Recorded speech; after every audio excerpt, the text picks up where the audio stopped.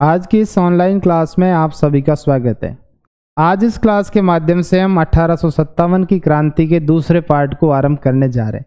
पिछली क्लास में हमने 1857 की क्रांति से संबंधित कारणों पर चर्चा की थी। उसके आगे का जो दूसरा पार्ट है, आज इस क्लास के दौरान हम 1857 की क्रांति का आरंभ किस प्रकार से हुआ और उसका विस्तार या प्रचार किस प्रकार से हुआ, इस पर चर्चा करेंगे।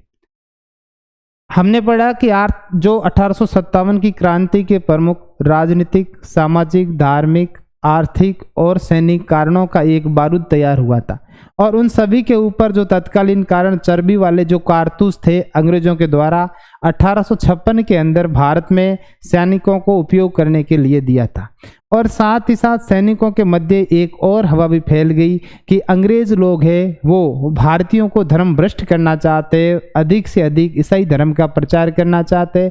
इसलिए उन्होंने ये भी बात की हवा दे दी कि सैनिकों को जो आटा रोटी बनाने के लिए दिया जा रहा है उसके अंदर भी गाय की हड्डियों का चूरा मिला हुआ है। तो इस प्रकार की बातों के बाद क्रांति का जो रूप है वो अधिक उग्र हो गया। जब क्रांति का रूप अधिक उग्र हो गया तो क्रांति का आगाज होना स्वाभाविक था। जब चर्बी वाले कारतूस को लेकर सबसे पहले 1857 की क्रांति के जो प्रारंभ की बात करते हैं तो सबसे पहले हमें जनवरी 1857 की एक घटना मिलती है। उसके अंदर इस क्रांति का जो पहली सैनिक बटालियन थी दमदम कलकत्ता के अंदर, जिन्होंने इन चर्बी वाले कारतूसों को प्रयोग करने से मना कर दिया था। इसमें 23 जनवरी 1857 को दमदम कलकत्ता के अंदर एक सैन्य छावनी थी, वहां पर सैनिकों ने इस चर्बी वाले कारतूसों को प्रयोग करने से मना कर दिया था और चर्बी वाले कारतूसों को प्रयोग करने का मना कर दिया। उसके साथ गतिविधियों ने जोर पकड़ना आरंभ कर दिया था। इस पूरी बटालियन को अंग्रेजों के द्वारा दंडित भी किया गया और उसके बाद जो अगली घटना हुई, परंतु ये एक छोटे से क्षेत्र में था और इसको तुरंत ब्रिटिश सरकार द्वारा, ब्रिटिश कंपनी के द्वारा दबा दिया गया, अर्थात इस दौरान ये पूरी घटना नहीं हुई। उसके बाद अगली जो घटना हुई वो हुई 26 फरवरी 1857 को। 26 फरवरी 1857 को जो घटना हुई वो हुई बहरामपुर छावनी के अंदर। यही कलकत्ता से 120 किलोमीटर के आसपास बहरामपुर छावनी के अंदर सैनिकों ने चर्बी वाले कारतूसों का प्रयोग करने से मना कर दिया। परंतु अभी तक अंग्रेज ये मानने को तैयार नहीं थे कि इन कारतूसों के ऊपर जो लगने वाली चर्बी है उसमें गाय या चूअर की चर्बी का प्रयोग हुआ है। अर्थात न तो वो इस बात से इनकार कर रहे थे और न ही इस बात से सहमत हो रहे थे। और ये एक विषय आज भी एक मुद्दा है कि हकीकत में, वास्तविकता में क्या इन कारतूसों के ऊपर गाय या चूअर की चर्बी का इस्तेमाल होता था या नहीं होता था। आज तक इसी के ऊपर किसी ने कोई विशेष अध्ययन करके अपनी पुष्टि प्रदान नहीं की। इसके बाद जो अगली घटना हुई जिसने 1857 की क्रांति को अधिक हवा देने का कार्य किया, और ये घटना है 29 मार्च 1857 को। 29 मार्च 1857 के दिन ये बैरकपुर छावनी की घटना थी। बैरकपुर छावनी के अंदर बैरकपुर छावनी का एक सैनिक था मंगल पांडे। मंगल पांडे ने जब इस प्रकार की बातें उनको सुनने को मिली कि गाय व चूअर की चर्बी का इस्तेमाल किया गया है, तो उन्होंने बैरकपुर छावनी के अंदर मंगल पांडे नामक सैनिक ने 29 मार्च 1857 को चर्बी वाले कारतूसों के प्रयोग करने से मना कर दिया और अपने ही बटालियन के जो ये मूल रूप से जो मंगल पांडे थे ये 34वीं इन्फेंट्री रेजिमेंट के एक सिपाही थे और इन्होंने अपने ही सैन्य 2 अधिकारियों की गोली मारकर हत्या कर दी। और इन अधिकारियों में एक का नाम था ह्यूरसन और दूसरे थे लेफ्टिनेंट बाग। इन दोनों सैन्य अधिकारियों को इनके द्वारा गोली मारकर हत्या कर दी गई। तो यहीं से एक तरीके से कह सकते हैं कि 1857 का एक औपचारिक शुरुआत मान सकते हैं, परंतु व्यवस्थित शुरुआत को हम इस डेट को स्वीकार नहीं करते, क्योंकि इस क्रांति को ही जैसे आगे की डेट 8 अप्रैल 1857 के दिन मंगल पांडे को मृत्युदंड दे दिया गया। 8 अप्रैल 1857 को मंगल पांडे को मृत्युदंड दे दिया गया। इसमें कुछ ग्रंथों के अनुसार मंगल पांडे को फांसी दे दी गई और कुछ ग्रंथों के अनुसार मंगल पांडे को तोप के मुंह के आगे बांधकर तोप से इनको उड़ा दिया गया था। तो ये एक आरंभिक रूप से घटना की बात बनी, परंतु इससे पहले 1857 की क्रांति को एक व्यवस्थित रूप देने के लिए कानपुर के नाना पेशवा साहब और उनके जो सलाहकार थे अजीमुद्दौला और तात्या टोपे, उन्होंने इस क्रांति के लिए पहले से एक दिन निश्चित करके रखा था कि 31 मई 1857 के दिन ही रात को 12 बजे इस क्रांति का आगाज किया जाएगा। परंतु क्रांति हुई समय से पहले किस प्रकार हुई, और देखो कि ये मंगल पांडे की घटना धीरे धीरे करके गुप्तचरों के द्वारा क्रांति के जो कुछ विद्रोही सैनिक थे इन्होंने पूरे भारत के अंदर फैलाने का कार्य कर दिया। परंतु इतना होने के बाद जब मंगल पांडे को मृत्युदंड की सजा के बारे में देश ने सुना तो सबसे पहले 10 मई 1857 को मेरठ की सैन्य छावनी ने, मेरठ यूपी के अंदर मेरठ की सैन्य छावनी ने पूर्ण रूप से चर्बी वाले कारतूसों का प्रयोग करने से मना कर दिया। अंग्रेजों, उनके परिवारों, बच्चों सबका मारने का कार्य है जो आरंभ कर दिया। और इस प्रकार से 1857 की क्रांति की जो औपचारिक प्रारंभ है वो इसी दिन से माना जाता है। अर्थात 1857 की क्रांति का औपचारिक जो आरंभ का दिन है वो 10 मई 1857 को माना जाता है। कहाँ से हुआ है? ये मेरठ से हुआ है। देखो मेरठ उत्तर प्रदेश से है जो दिल्ली के करीबनी है, और सैनिकों ने यहाँ पर उपद्रव करने के बाद सीधे वो ये चाहते थे कि दिल्ली के अंदर जाकर एक राष्ट्रीय क्रांति को रूप दिया जाए, क्योंकि उस समय एक तो इनके पास सैन्य सामग्री का जो शस्त्रों का भी अभाव था और अंग्रेजों का सबसे बड़ा जो शस्त्रागार था वो भी दिल्ली के अंदर था। साथ ही वो दिल्ली के अंदर मुगल बादशाह के साथ जाकर क्रांति का विद्रोह करना चाहते थे ताकि उनकी भूमिका राष्ट्रीय क्रांति के अंदर सम्मिलित रूप से हो सके। तो 10 मई के दिन की जो घटना है वो भारतीय इतिहास में अपना एक महत्वपूर्ण स्थान रखती है। देखो जब क्रांति का बिगुल बजा था उस समय कुछ प्रमुख जो अधिकारी थे वो भी हमें ध्यान में रखने चाहिए।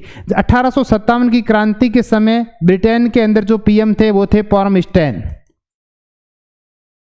इंग्लैंड के जो पीएम थे वो पॉर्मस्टेन थे, और भारत के अंदर कंपनी के जो गवर्नर जनरल थे वो थे लॉर्ड कैनिंग।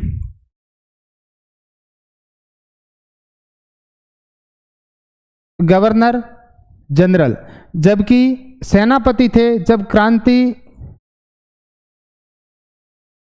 आरंभ होनी थी उस समय एमिसन थे, और बाद के अंदर कैंपबेल के पास अंग्रेजी सेना का जो सेनापतित्व है वो आ चुका था।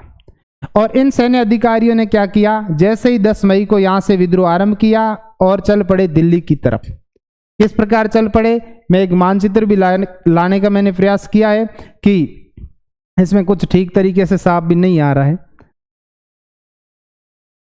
इसमें कुछ ठीक नहीं आ रहा है। तो इस प्रकार से आप यही समझ लीजिए, आपको समझ में आ जाएगा कि 10 मई 1857 के दिन जैसे ही क्रांति का मेरठ में आगाज हुआ, क्रांति करने वाले सैनिकों जब जल्दी से जल्दी दिल्ली पहुंचना चाहते थे।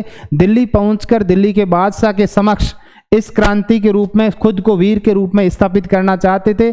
ऐसी स्थिति में 11 मई 1857 को जो मेरठ के अंदर सैनिक थे जिन्होंने विद्रोह किया था ये कहाँ पहुंच गए, दिल्ली पहुंच गए। और दिल्ली पहुंचने के उपरांत इन्होंने 12 मई 1857 को दिल्ली के अंदर विद्रोह कर दिया, और दिल्ली के अंदर विद्रोह करके दिल्ली का जो शस्त्रागार था, दिल्ली के शस्त्रागार के ऊपर नियंत्रण कर लिया। दिल्ली के शस्त्रागार का इस समय जो अंग्रेज कंपनी का जो प्रमुख था वो था विलोबी, और विलोबी को पराजित करके शस्त्रों के ऊपर अपना नियंत्रण स्थापित कर लिया। और इतना करने के बाद जब दिल्ली के ऊपर पूर्ण रूप से क्रांतिकारियों का अधिकार स्थापित हो गया था, तब उन्होंने एक व्यवस्थित रूप से क्रांति को एक निश्चित रूप देने का कार्य आरंभ किया। और क्रांति को निश्चित रूप देने के लिए उन्होंने सबसे पहले भारत के अंतिम मुगल बादशाह बहादुर शाह जफर के पास गए और उन्हें क्रांति का नेतृत्व स्वीकार करने के लिए बाध्य किया। और इस प्रकार से 1857 की क्रांति हुई। इस क्रांति का जो नेतृत्व करता रहे वो भारत के अंदर मुगल बादशाह रहे, अर्थात मुगल बादशाह बहादुर शाह जफर,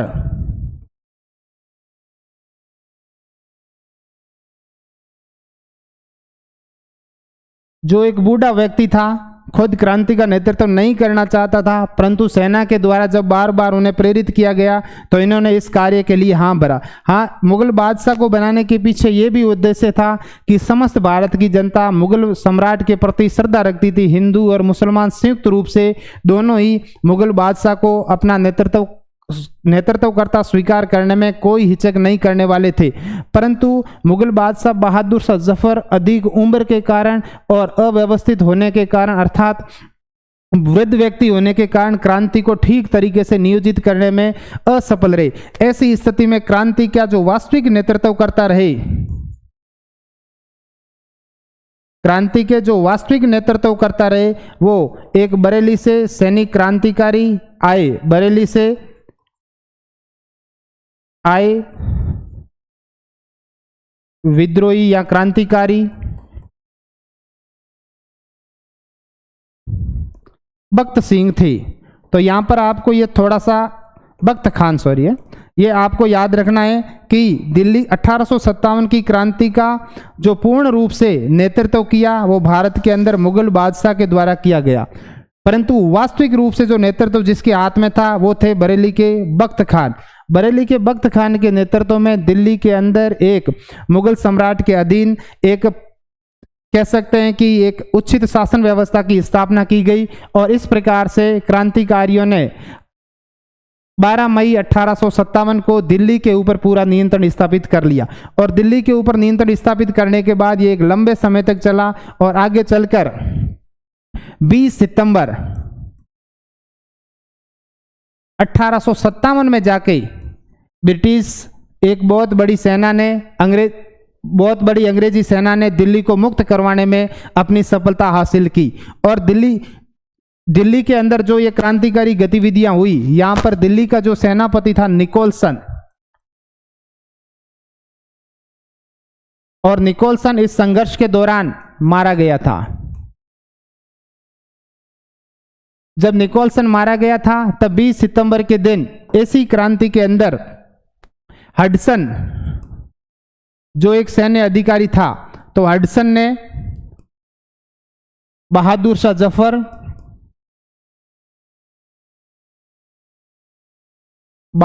जफर और उनकी बेगम इन दोनों को गिरफ्तार कर लिया और गिरफ्तार करने के बाद रंगून भेज दिया।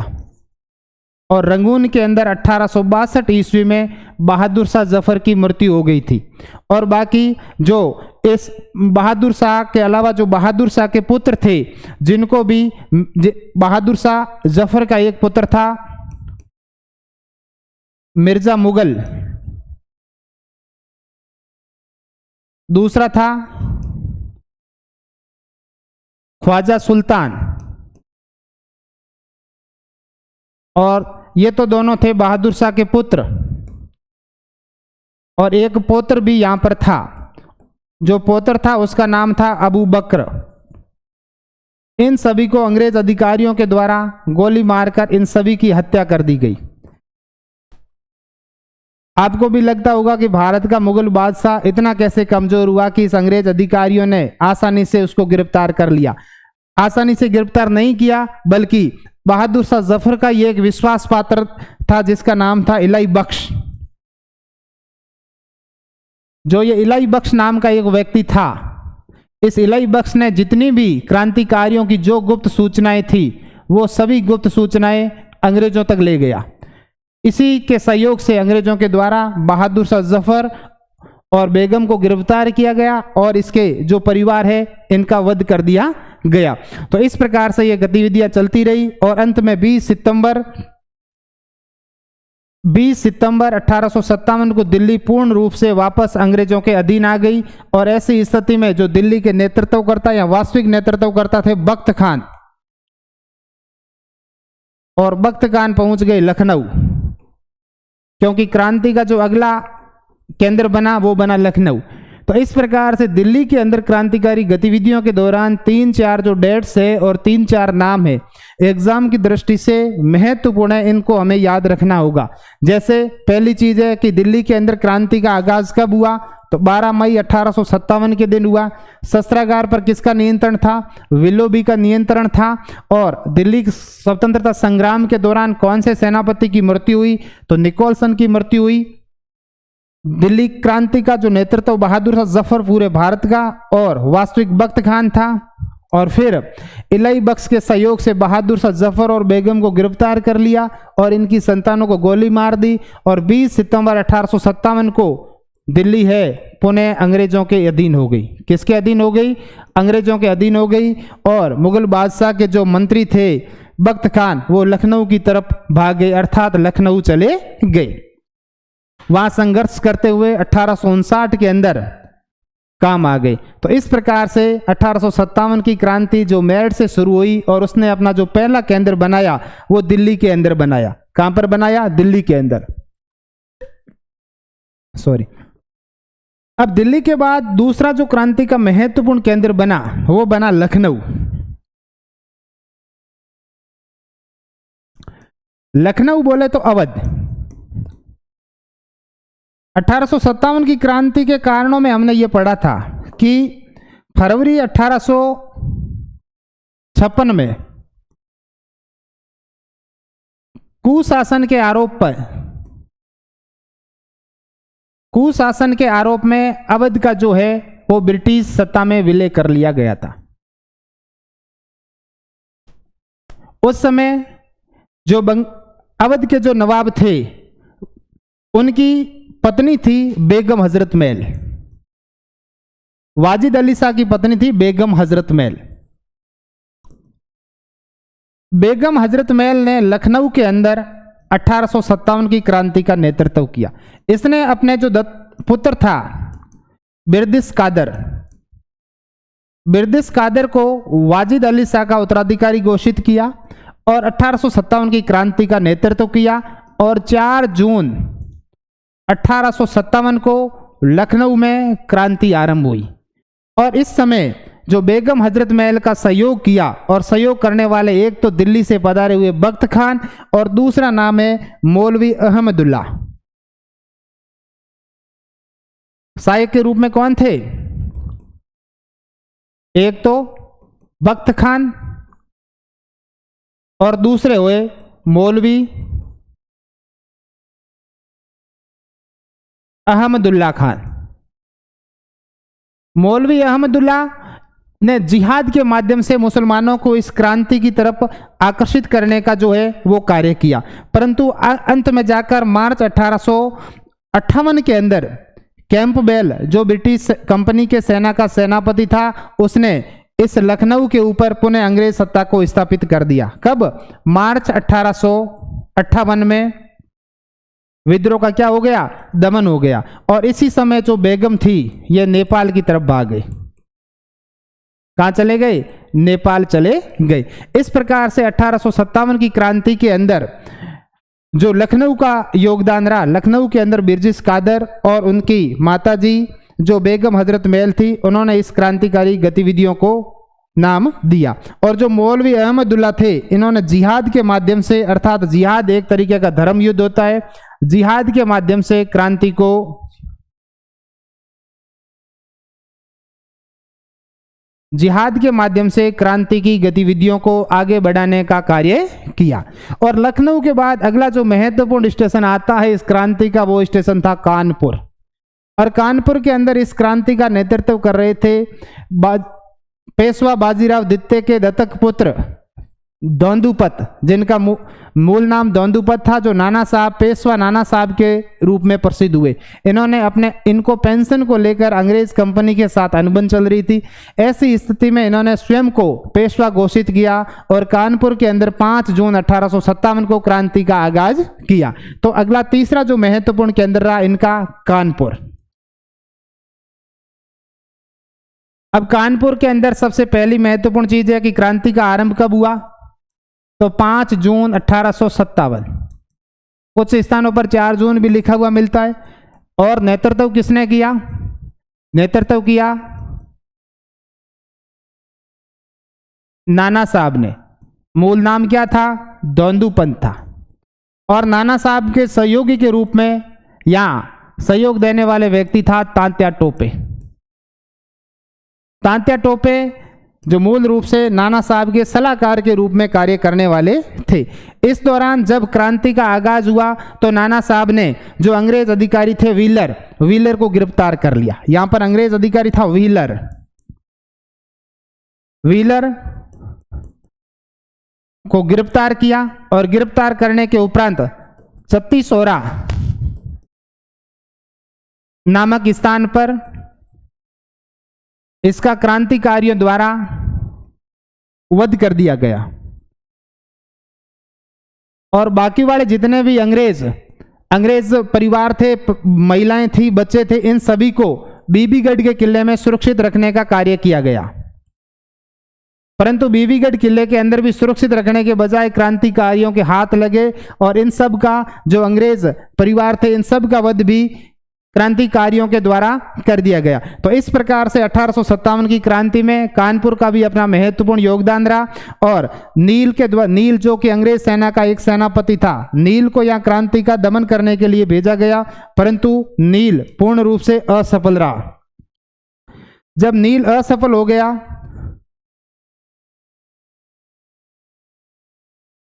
तब मुख्य सेनापति जो कैंपबेल थे, इन्होंने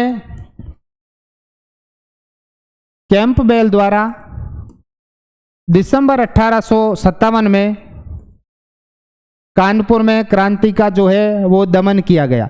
जब क्रांति का दमन किया गया तो नाना साहब फिर उसी देखे रास्ते नेपाल की तरफ चले गए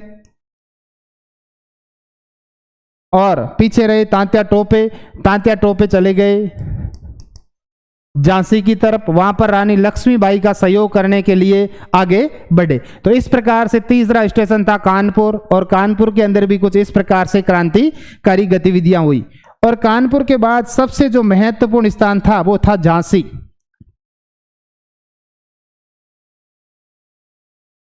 झांसी वर्तमान में उत्तर प्रदेश के अंदर है और झांसी के अंदर जो क्रांति का नेतृत्व किया, वो क्रांति का नेतृत्व किया झांसी की रानी लक्ष्मीबाई के द्वारा। लक्ष्मीबाई ने इस क्रांति का जो नेतृत्व है किया। झांसी की रानी लक्ष्मीबाई जो कि यहां झांसी के नवा शासक गंगाधर राव की विधवा थी।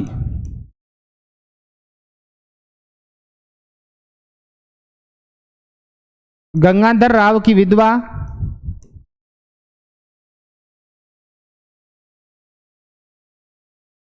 रानी लक्ष्मीबाई ने अपने पुत्र, झांसी में क्रांति करने का मुख्य कारण था कि झांसी जो था वो लॉर्ड डलहौजी की राज्य हड़प नीति का शिकार हो चुका था। और झांसी का विलय का मुख्य कारण यही था कि झांसी की रानी और गंगाधर राव की कोई संतान नहीं थी और दत्तक पुत्र को मान्यता नहीं मिली थी। ऐसी स्थिति में झांसी की रानी लक्ष्मीबाई ने कहा कि मैं किसी भी सूरत पर कंपनी को झांसी नहीं दे सकती। तो तब उन्होंने गंगाधर राव की जो विधवा लक्ष्मीबाई थी, इन्होंने अपने दत्तक पुत्र दामोदर राव को शासक घोषित कर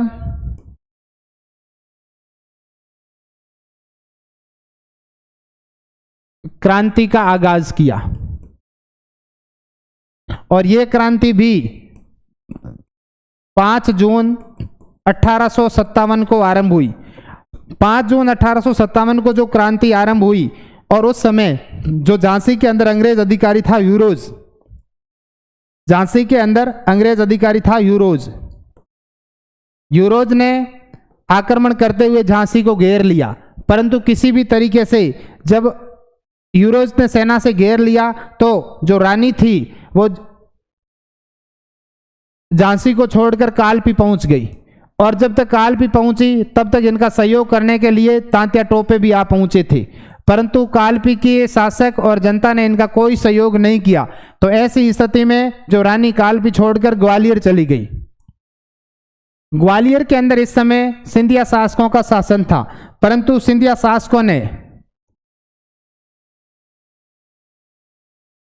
शासक अंग्रेजों के पक्ष में रहे, अर्थात सिंधिया शासक ने रानी का कोई सहयोग नहीं किया।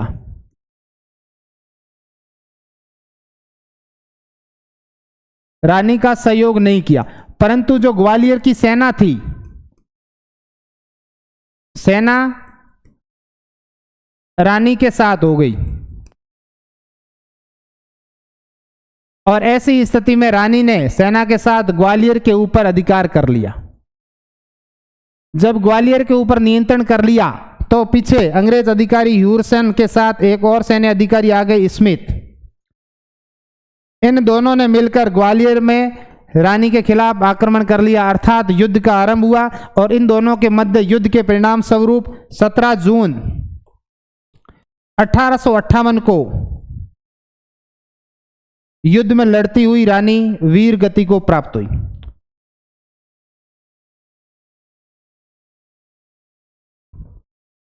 इसलिए कहा जाता है कि खूब लड़ी मर्दानी वो तो झांसी वाली रानी थी।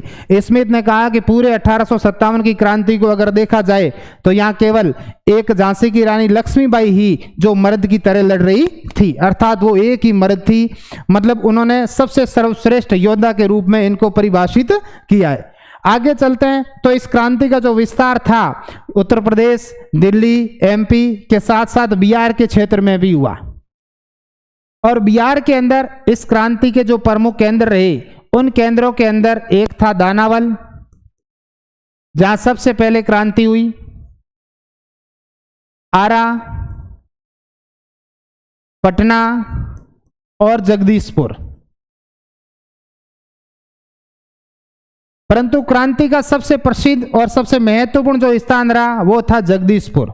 यहां जगदीशपुर के अंदर क्रांति का जो नेतृत्व किया वो किया 70 वर्षीय कुंवर सिंह ने। और 70 वर्षीय कुंवर सिंह ने इस प्रकार से अंग्रेजों का विरोध किया कि अंग्रेज सेना इन्हें पराजित कर ही नहीं सकी। जब अंग्रेज सेना इन्हें पराजित नहीं कर सकी तो ऐसी स्थिति में अंग्रेज सेना ने सिखों के सहयोग से, अर्थात सिख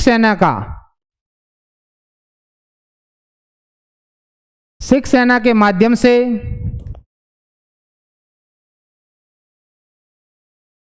जगदीशपुर में अपना नियंत्रण स्थापित किया। चलते युद्ध के दौरान कुंवर सिंह की युद्ध में उम्र की वजह से मृत्यु हो गई और मृत्यु के पश्चात यहां पर दूसरे लोगों के पास जो सिख सेना ने जगदीशपुर के अंदर कुंवर सिंह के विरुद्ध लड़ाई की और सिख सेना के माध्यम से इस जगदीशपुर के अंदर है पुनः अंग्रेजों ने अपना नियंत्रण स्थापित किया।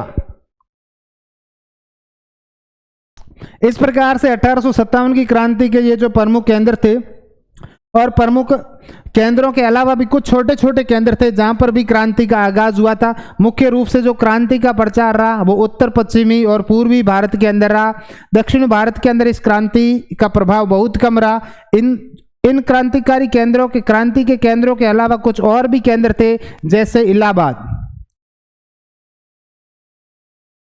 और इलाहाबाद में क्रांति का जो नेतृत्व किया वो किया लियाकत अली ने, लियाकत अली के द्वारा किया गया।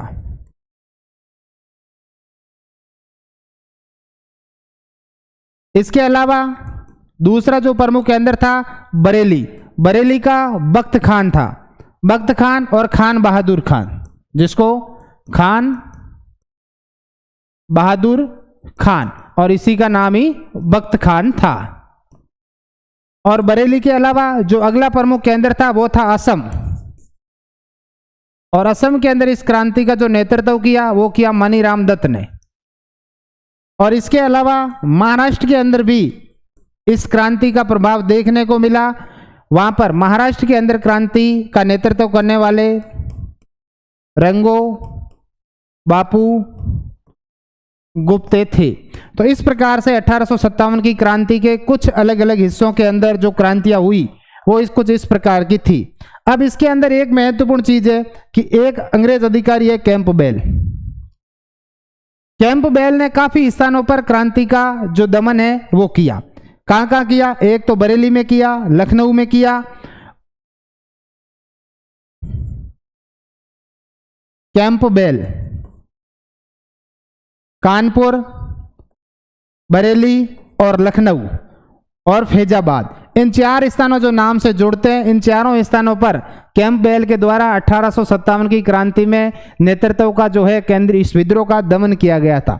इस प्रकार से 1857 की क्रांति, मैंने इस वीडियो के माध्यम से उन महत्वपूर्ण जो केंद्र थे क्रांति के, केवल उन्हीं की चर्चा की है। यहाँ मेरा कोई और विस्तृत रूप से बताने का कोई उद्देश्य नहीं है, केवल एग्जाम के व्यू से जो जो महत्वपूर्ण बातें हैं वो मैंने समझाने का प्रयास किया है। उम्मीद करता हूं कि आप सभी को ये बातें समझ में आएगी।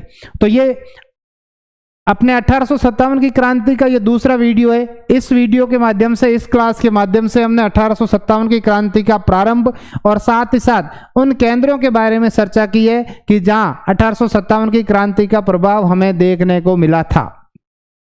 तात्या टोपे इस क्रांतिकारी में महत्वपूर्ण भाग लेने वाले एक क्रांतिकारी थे जिन्होंने नाना साहब पेशवा, बाद में झांसी की रानी लक्ष्मीबाई का सहयोग किया और अंत में अंग्रेजों के हत्थे चढ़ गए और उन्हें भी 1859 के अंदर फांसी दे दी गई। और इसी समय जब दिल्ली के अंदर क्रांतिकारी गतिविधियां हुई थी तो दिल्ली के अंदर जो प्रसिद्ध शायर मिर्जा गालिब थे वो भी इन दिनों दिल्ली के अंदर ही थे। अर्थात क्रांति के मिर्जा गालिब लिखते हैं कि अब खुदा ने मुझे, न जाने खुदा अब मुझे और क्या क्या देखना बाकी है। जब बहादुर शाह जफर को गिरफ्तार किया गया, उनके संतानों को वध किया गया, तो उस समय ये शब्द मिर्जा गालिब के मुंह से निकलने वाले थे। आज की क्लास में इतना ही। Thank you.